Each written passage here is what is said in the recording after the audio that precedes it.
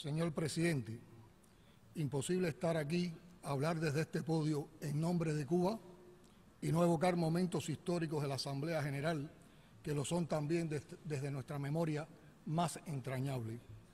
Fidel Castro, Ernesto Guevara, Raúl Castro Ruz y el canciller de la dignidad, Raúl Roa, por solo citar los más trascendentes, trajeron hasta aquí no solo la voz de nuestro pueblo, sino la de otros pueblos latinoamericanos y caribeños, africanos, asiáticos, no alineados, con los que hemos compartido más de medio siglo de batalla por un orden internacional justo que aún está lejos de alcanzarse.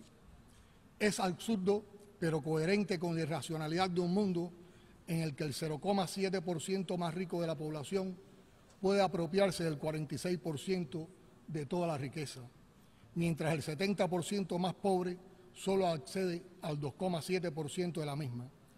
3.460 millones de seres humanos sobreviven en la pobreza, 821 millones padecen hambre, 758 millones son analfabetos y 844 millones carecen de servicios básicos de agua potable. Cifras todas, por cierto, que elaboran y manipulan habitualmente los organismos globales, pero que al parecer aún no alcanzan a movilizar suficientemente la conciencia de la llamada comunidad internacional. Señor presidente, esas realidades no son frutos del socialismo, como el presidente de los Estados Unidos afirmó ayer en esta sala. Son consecuencia del capitalismo, especialmente del imperialismo y el neoliberalismo, del egoísmo y la exclusión que acompaña este sistema y de un paradigma económico, político, social y cultural que privilegia la acumulación de riqueza en pocas manos a costa de la explotación y miseria de las grandes mayorías. El capitalismo afianzó el colonialismo, con él nació el fascismo, el terrorismo y el apartheid. Se extendieron las guerras y conflictos, los quebrantamientos de la soberanía y la libre determinación de los pueblos, la represión de los trabajadores, las minorías, los refugiados y los migrantes. Es opuesto a la solidaridad y a la participación democrática. Los patrones de producción y consumo que le caracterizan promueven el saqueo, el militarismo, amenazan a la paz, generan violaciones de los derechos humanos y constituyen el mayor peligro para el equilibrio ecológico del planeta y la sobrevivencia de los seres humanos. Que nadie nos engañe aduciendo que la humanidad no cuenta con recursos materiales, financieros y tecnológicos suficientes para erradicar la pobreza, el hambre, las enfermedades prevenibles y otros flagelos. Lo que no existe es la voluntad política de los países industrializados, quienes tienen el deber moral, la responsabilidad histórica y recursos abundantes para resolver los problemas globales más apremiantes. La verdad es que al mismo tiempo que se alega insuficiencia de fondos para cumplir los objetivos y metas de la Agenda 2030 o enfrentar el creciente impacto del cambio climático, en el año 2017 se derrocharon en gastos militares 1,74 billones de dólares, la cifra más alta desde el fin de la Guerra Fría. El cambio climático es otra realidad ineludible y una cuestión de supervivencia para la especie humana, en particular para los pequeños estados insulares en desarrollo. Algunos de sus efectos son ya irreversibles. La evidencia científica indica un aumento de 1,1 grados Celsius respecto al periodo preindustrial y que 9 de cada 10 personas respiran aire contaminado. Sin embargo, Estados Unidos, uno de los principales contaminantes de ayer y de hoy, rechaza acompañar a la comunidad internacional en el cumplimiento del Acuerdo de París sobre cambio climático. Compromete así la vida misma de las generaciones futuras y la supervivencia de las especies, incluida la humana. Más aún, como si no sobraran las amenazas sobre la humanidad y sus deslumbrantes creaciones, es un hecho que se perpetúa y expande el hegemonismo militar y nuclear, en detrimento de la aspiración mayoritaria de los pueblos a un desarme general y completo, ideal que Cuba comparte, y como prueba de su compromiso con este objetivo, el 31 de enero pasado se convirtió en el quinto Estado en ratificar el Tratado sobre Prohibición de las Armas Nucleares. En esta institución, que nació de la voluntad de superar la destrucción dejada por una guerra terrible con el diálogo entre las naciones, no es posible callar el peligro que se cierne sobre todos con la exacerbación de conflictos locales, guerras de agresión disfrazadas de intervenciones humanitarias, derrocamiento por la fuerza de gobiernos soberanos, los denominados golpes suaves y la intervención en los asuntos internos de otros estados, formas recurrentes de actuación de algunas potencias con los más diversos pretextos. La cooperación internacional para la promoción y protección de todos los derechos humanos para todos es un imperativo, pero su manipulación discriminatoria y selectiva con pretensiones de dominación viola los derechos a la paz, a la libre determinación y al desarrollo de los pueblos. Cuba rechaza la militarización del espacio ultraterrestre y del ciberespacio, así como el empleo encubierto y ilegal de las tecnologías de la información y las comunicaciones para agredir a otros estados.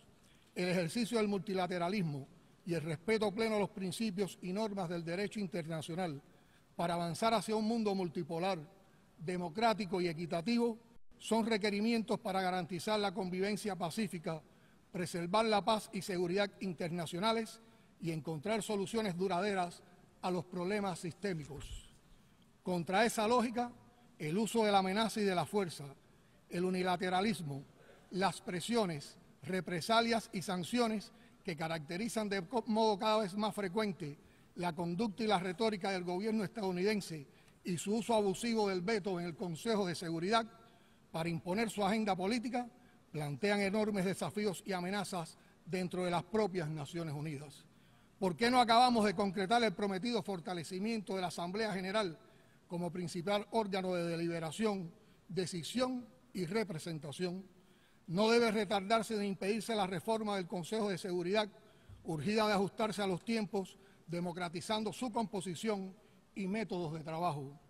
Hoy venimos a reiterar lo que el comandante en jefe de la Revolución Cubana, Fidel Castro Ruz, dijo en ocasión del 50º aniversario de la ONU y que resume la más noble aspiración de la mayoría de la humanidad, y cito: queremos un mundo sin hegemonismos, sin armas nucleares, sin intervencionismos, sin racismo, sin odios nacionales ni religiosos, sin ultrajes a la soberanía de ningún país, con respeto a la independencia y a la libre determinación de los pueblos, sin modelos universales que no consideran para nada las tradiciones y la cultura de todos los componentes de la humanidad, sin crueles bloqueos que matan a hombres, mujeres y niños, jóvenes y ancianos como bombas atómicas silenciosas.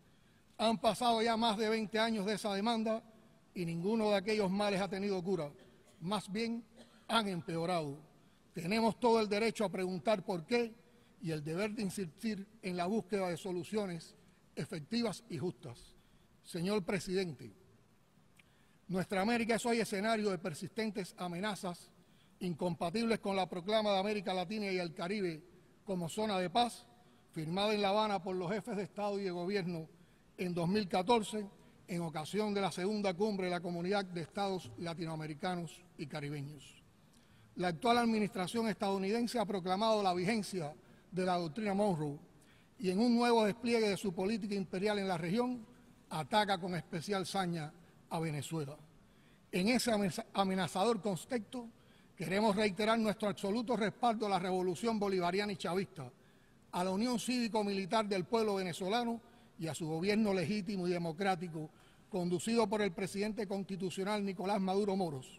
Rechazamos los intentos de intervención y las sanciones contra Venezuela que buscan asfixiarla económicamente y dañar a las familias venezolanas. Repudiamos los llamados a aislar a esa nación soberana que no hace daño a nadie. Rechazamos igualmente los intentos de desestabilizar al gobierno de Nicaragua, un país de paz y donde se han conseguido notables avances sociales, económicos y de seguridad ciudadana en favor de su pueblo. Denunciamos el encarcelamiento con fines políticos del expresidente Luis Ignacio Lula da Silva y la decisión de impedir al pueblo votar y elegir a la presidencia al líder más popular de Brasil. Nos solidarizamos con las naciones del Caribe que solicitan legítima reparación por las horrorosas secuelas de la esclavitud, así como el trato justo, especial y diferenciado que merecen. Reafirmamos nuestro compromiso histórico con la libre determinación y la independencia del hermano pueblo de Puerto Rico. Apoyamos el legítimo reclamo de soberanía de Argentina sobre las Islas Malvinas, Sandwich del Sur y Georgia del Sur. Reiteramos el apoyo irrestricto a una solución amplia, justa y duradera para el conflicto israelo-palestino sobre la base de la creación de dos estados que permita al pueblo palestino ejercer el derecho a la libre determinación y a disponer de un estado independiente y soberano en las fronteras anteriores a 1967, con Jerusalén Oriental como su capital. Rechazamos la acción unilateral de Estados Unidos de establecer su representación diplomática en la ciudad de Jerusalén, lo que agudiza aún más las tensiones en la región. Condenamos la barbarie de las fuerzas israelíes contra la población civil en Gaza. Reafirmamos nuestra invariable solidaridad con el pueblo saharaui y el apoyo a la búsqueda de una respuesta definitiva a la cuestión del Sáhara Occidental que le permite el ejercicio del derecho a la autodeterminación y a vivir en paz en su territorio. Apoyamos la búsqueda de una solución pacífica y negociada a la situación impuesta a Siria sin injerencia externa y con pleno respeto a su soberanía e integridad territorial. Rechazamos cualquier intervención directa o indirecta que se lleve a cabo sin el acuerdo de las autoridades legítimas de ese país. La continuada expansión de la OTAN hacia las fronteras con Rusia provoca serios peligros agravados por la imposición de sanciones arbitrarias que rechazamos. Demandamos el cumplimiento del acuerdo nuclear con la República Islámica de Irán. Damos la bienvenida al proceso de acercamiento y diálogo intercoreano que constituye la vía para el logro de una paz duradera, la reconciliación y la estabilidad de la península coreana. Al propio tiempo, condenamos enérgicamente la imposición de sanciones unilaterales e injustas contra la República Popular Democrática de Corea y la injerencia externa en los asuntos coreanos. Las violaciones de las reglas del comercio internacional y las medidas punitivas contra China, también contra la Unión Europea y otros países, tendrán dañinas consecuencias, en especial para los estados en desarrollo. Abogamos por el diálogo y la concertación, gracias a lo cual podemos informar hoy que el acuerdo de diálogo político y cooperación entre la Unión Europea y Cuba ha entrado provisionalmente en vigor y constituye una buena base para desarrollar los provechosos vínculos entre las partes. Señor presidente, el gobierno de los Estados Unidos mantiene hacia Cuba una retórica agresiva y una política dirigida a subvertir el sistema político, económico, social y cultural de mi país. Contrario a los intereses de ambos pueblos y cediendo a las presiones de sectores minoritarios, el gobierno de Estados Unidos se ha dedicado a fabricar artificialmente, con falsos pretextos, escenarios de tensión y hostilidad que a nadie benefician. Ello contrasta con el hecho de que mantenemos relaciones diplomáticas formales y programas de cooperación mutuamente beneficiosos en un grupo limitado de áreas. Entre nuestros pueblos disfrutamos de vínculos históricos y culturales cada vez más cercanos, con expresiones en las artes, el deporte, las ciencias, el medio ambiente, entre otros. Las potencialidades para una relación comercial fluida son reconocidas y un entendimiento genuino y respetuoso beneficiaría a los intereses de la región. Sin embargo, el elemento definitorio de la relación bilateral sigue siendo el bloqueo que pretende estrangular la economía cubana con el propósito de generar penuria y alterar el orden constitucional. Se trata de una política cruel que castiga a las familias cubanas y a toda la nación. Consiste en el sistema de sanciones económicos más abarcador y prolongado que se haya aplicado jamás contra país alguno. Ha constituido y sigue siendo un obstáculo fundamental al desarrollo del país y a la realización de las aspiraciones de progreso y bienestar de varias generaciones de cubanos. Como se ha dicho por tantos años en este mismo escenario, el bloqueo daña gravemente también, por su agresiva aplicación extraterritorial, la soberanía y los intereses de todos los países. En nombre del pueblo cubano, agradezco a esta Asamblea General por su rechazo casi unánime al bloqueo económico, comercial y financiero impuesto por Estados Unidos contra mi país. Pero la actuación del gobierno de dicho país contra Cuba va más lejos. Incluye programas públicos y encubiertos de grosera intromisión en nuestros asuntos internos, fin para el cual utiliza decenas de millones de dólares que son oficialmente aprobados en su presupuesto en violación de las normas y principios sobre los que descansa esta organización y en particular de la soberanía de Cuba como nación independiente. Cuba mantiene la disposición de desarrollar una relación respetuosa y civilizada con el gobierno de los Estados Unidos sobre la base de la igualdad soberana y el respeto mutuo.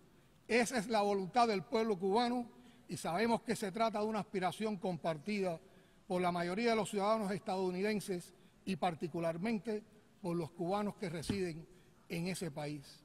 Seguiremos reclamando sin descanso el fin del cruel bloqueo económico, comercial y financiero, la devolución del territorio ilegalmente ocupado por la base naval norteamericana en Guantánamo y la compensación justa a nuestro pueblo por los miles de muertos y mutilados y por el daño económico y material ocasionado en tantos años de agresión. Cuba siempre estará dispuesta a dialogar y a cooperar desde el respeto y el trato entre iguales. Nunca realizaremos concesiones que afecten la soberanía e independencia nacional. No negociaremos nuestros principios ni aceptaremos condicionamientos. A pesar del bloqueo, la hostilidad y las acciones que ejecuta Estados Unidos para imponer un cambio de régimen en Cuba, aquí está la revolución cubana, viva y pujante, fiel a sus principios. Señor presidente, el cambio generacional en nuestro gobierno no debe ilusionar a los adversarios de la revolución. Somos la continuidad, no la ruptura. Cuba ha proseguido dando pasos para perfeccionar su modelo de desarrollo económico y social con el objetivo de construir una nación soberana, independiente, socialista, democrática, próspera y sostenible. Ese es el camino que escogimos libremente. El pueblo cubano jamás regresará al pasado oprobioso del que se liberó con los mayores sacrificios durante 150 años de lucha por la independencia y la dignidad plena. Por decisión de la abrumadora mayoría de las cubanas y los cubanos, daremos continuidad a la obra emprendida casi 60 años atrás. Con esa convicción, comenzamos un proceso de reforma de la Constitución, ejercicio genuinamente participativo y democrático, mediante discusión popular del proyecto que se aprobará finalmente en referendo. Tengo la convicción de que no habrá cambios en nuestros objetivos estratégicos y que el carácter irrevocable del socialismo será ratificado. Los principios de nuestra política exterior permanecerán inalterables, como expresara el primer secretario de nuestro partido, Raúl Castro Ruz, en su intervención en ocasión del 70 aniversario de la Organización de las Naciones Unidas, y cito: podrá contar siempre la comunidad internacional con la sincera voz de Cuba frente a la injusticia, la desigualdad, el subdesarrollo, la discriminación y la manipulación, y por el establecimiento de un orden internacional más justo y equitativo, en cuyo centro se ubique realmente el ser humano, su dignidad y bienestar.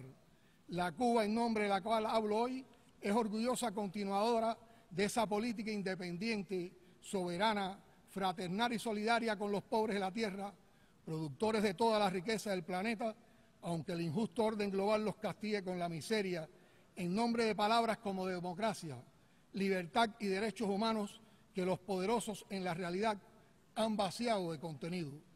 Ha sido emocionante hablar en la misma tribuna donde hace hoy 58 años atrás Fidel expresó verdades tan poderosas que todavía nos estremecen frente a los representantes de las más de 190 naciones que, rechazando chantajes y presiones, cada año llenan la pizarra de votaciones de dignos símbolos verdes de aprobación a nuestra demanda de fin de bloqueo. Me despido con la esperanza de que las nobles aspiraciones de la mayoría de la humanidad terminen por realizarse antes de que nuevas generaciones vengan a ocupar este podio reclamando lo mismo que hoy reclamamos nosotros y ayer reclamaron nuestros históricos predecesores. Muchas gracias.